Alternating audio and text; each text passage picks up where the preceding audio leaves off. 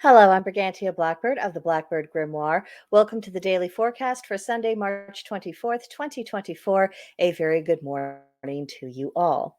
Let us begin with today's astrology. The sun is in the sign of Aries, a cardinal fire sign representing courage. The moon begins the day in second quarter Virgo, mutable earth representing meticulousness.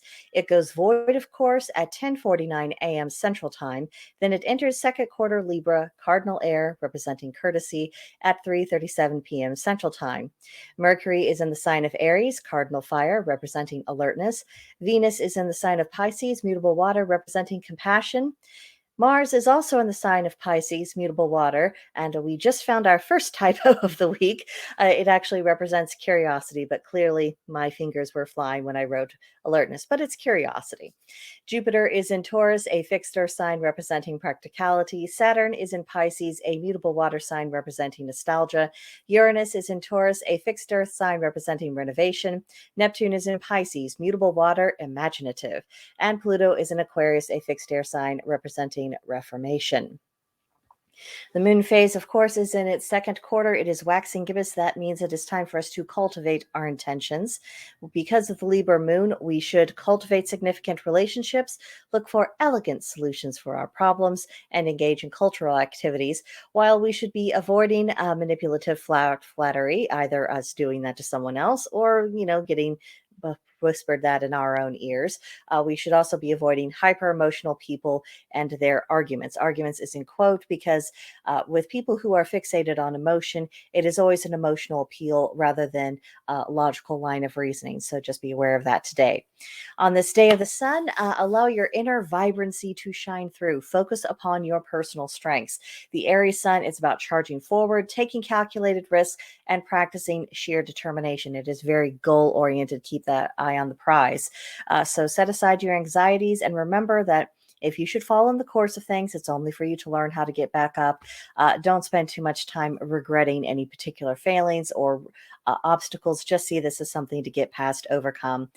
Don't waste more thought on it than what you have to. Our tarot card for the day is the Fool. This is a major arcana card. It has long-lasting and far-reaching effects. Now, the number assigned to this card is 0, and 0 represents the primordial void. It is that moment between completion and new beginnings. So it is that weird in-between state. It is essentially pure, chaotic, creative energy. And the keywords for the card are curiosity, growth, and trickster. So the curiosity of wanting to find out what's beyond the bend and not necessarily thinking about possible consequences.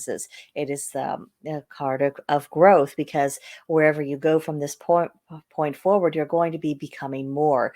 You're going to be having to perhaps learn new skills, take in new knowledge, or just look at things from a different perspective. It will require something beyond what you are accustomed to. And the trickster. Sometimes the promises of adventure, they are not very good at outlining the dangers that are inherent to the situation or any inconveniences of that kind. So looking at the glitter, assuming it's gold when perhaps it is something else that is also characteristic of the Fool. So it is this energy where you want to charge forward, which is very appropriate, seeing as how the sun is in Aries, but also have a little bit of caution in the back of your mind because you don't know what's going to happen and the ground beneath your feet may not be as solid as you think. Today's Celtic triad reads 3 chief evil qualities of people: sloth, deceit, and arrogance. So we know what sloth is. It is, of course, laziness. It's expecting other people to work and then for you to reap the rewards of other people's work rather than going out and earning something for yourself. That is certainly an evil quality because it is very much akin to theft. You don't want to have something because you earned it. You don't want to put forth the work to deserve it. You just want to pluck it off the shelf take it from it, not have to pay anything, not in the way of money, not in the way of time, not in the way of self-discipline. It is a terrible kind of theft. So it really is serious. Then, of course, deceit, lying, this faking of reality, deliberately cultivating illusions, whether they're your own self imposed illusions or if you are trying to trick and fool other people. A lot of evil comes from this faking of reality and trying to manipulate people in this way. And then arrogance, of course, that having this unduly high opinion of yourself or your capabilities, that never leads to anything good. There's a reason why people cheer when an arrogant person gets their comeuppance, because they need that correction. Because as long as they are persisting in their folly, they're going to be creating further harm. So these are things to watch out for in ourselves, to be mindful if we see people around us displaying those qualities. It might be time to slowly back away from that acquaintance because you don't want to get caught up, in their consequences. Now, today's magical correspondences are centered around the intention of knowledge. The color is gold, the plant is the yew tree, the animal is the cougar, and the stone is amber. Yes, we know that ambers aren't really stones, but for the sake of, in the context of magical practice, amber is treated as a stone, even though it's just a fossilized resin. So, for any nitpickers who might appear in the comments, there's your caveat. The question really is, what is it that you want to learn? Not what you have to learn, not what are you being pressured to learn, but what do you want to learn? If you are going to improve yourself, your character, the state of your knowledge, your capabilities within the craft, you do have to stop and ask that question of what do you want to learn? Because what you want to learn, you're going to have a lot more fuel to pursue that. And especially if you are short on time these days, which you could very well be, focusing on the things that you actually have the fuel to pursue would be a sensible course of action to take.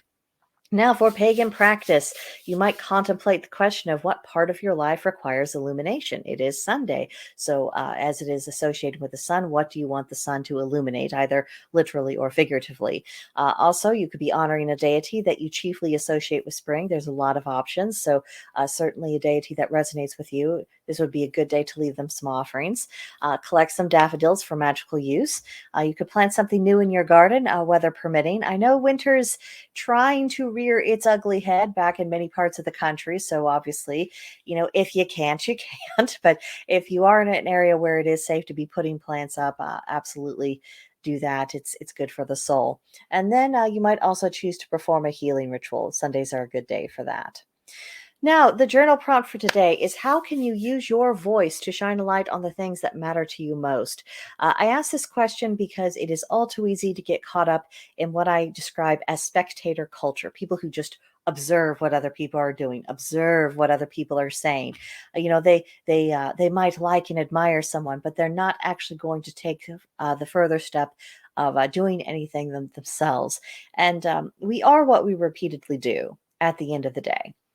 So, if we are just an observer, if we're just spectating life, if we are not an active participant, then we shouldn't expect to receive the rewards of people who are engaged in activities that do actually do shape events. So, we're thinking about, particularly if you might perhaps be of a more timid or passive temperament, you may not be someone who's going out and slaying the dragons, but that doesn't mean that you should take a backseat in your own life. So, just a few things to think about today. That's what I have for you. Tomorrow, of course, we will have another edition of the Daily Forecast, so I hope you'll come back for that.